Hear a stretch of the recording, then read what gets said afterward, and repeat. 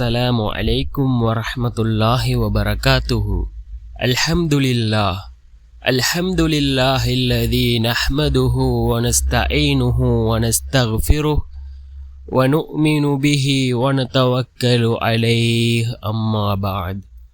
அன்பிற்குரிய அல்லாஹ்வின் நல்லடியார்களே, அன்பு சகோதரர்களே, நாம் தொடர்ச்சியாக பார்த்து வரக்கூடிய துஆக்களினுடைய திக்ருகளினுடைய தொகுப்பில் இன்று நாம் பார்க்க இருக்கின்ற விடயம் என்னவென்றால், நாம் இன்றைய தினம் இரவு மக்ரிபுடைய தொழுகையை தொழுதுவிட்டு இந்த துஆவை ஓதுவோம். இந்த துஆ எப்படிப்பட்ட ஒரு துஆ என்றால், அல் குர்ஆனிலே இடம்பெறக்கூடிய மிகச்சிறந்த ஒரு வசனமாக இருந்து கொண்டிருக்கின்றது. இதனை ஓதி நாம் அல்லாஹ்விடத்திலே பிரார்த்தனை செய்தால் நம்முடைய அனைத்து பிரார்த்தனைகளையும் அல்லாஹ் உடனே ஏற்றுக்கொள்வான். அதே போன்று இதனை ஓதி தேவைகளை கேட்டால் அனைத்து தேவைகளும் உடனே பூர்த்தியாகும். அப்படிப்பட்ட மிகச்சிறந்த ஒரு துஆவை தான் நாம் இன்றைய வீடியோவில் பார்க்க இருக்கின்றோம். அன்பார்ந்தவர்களே, அல்லாஹ்வின் நல்லடியார்களே, அதிகமானோர் நம்முடைய சேனலை சப்ஸ்கிரைப் செய்யாமல் பார்த்து கொண்டிருக்கின்றீர்கள். நீங்கள் சப்ஸ்கிரைப் செய்து லைக் இடுவதன் மூலமாக நமது சேனலில் உள்ள வீடியோக்கள் இன்னும் பல சகோதரர்களுக்கு கொண்டு போய் சேர்க்கப்படும்.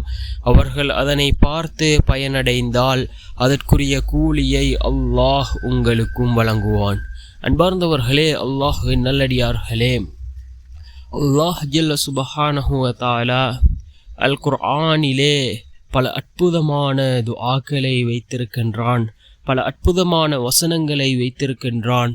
இதனை ஓதி நாம் அல்லாஹ்விடத்திலே பிரார்த்தனை செய்தால் அல்லாஹ் ஜல்ல சுபஹானஹு வ தஆலா நம்முடைய பிரார்த்தனைகளை அங்கீகரிப்பான்.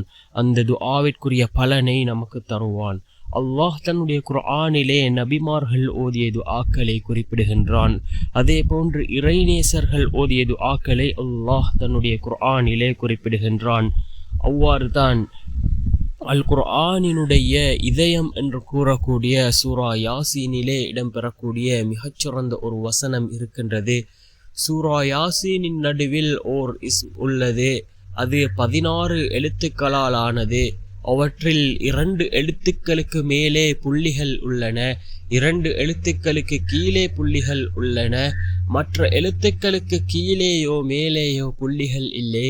அதில் 5 சொற்கள் அடங்கியுள்ளன.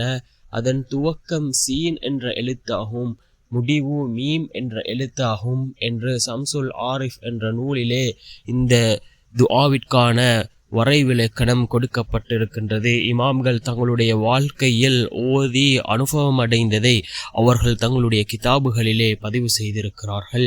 அந்த துஆ தான் சலாமுன் கௌலம் மிர் ரப்பிர் ரஹீம், சலாமுன் கௌலம் மிர் ரப்பிர் ரஹீம். இந்த துஆவை ஓதி நாம் அல்லாஹ்விடம் பிரார்த்தனை செய்வோம்.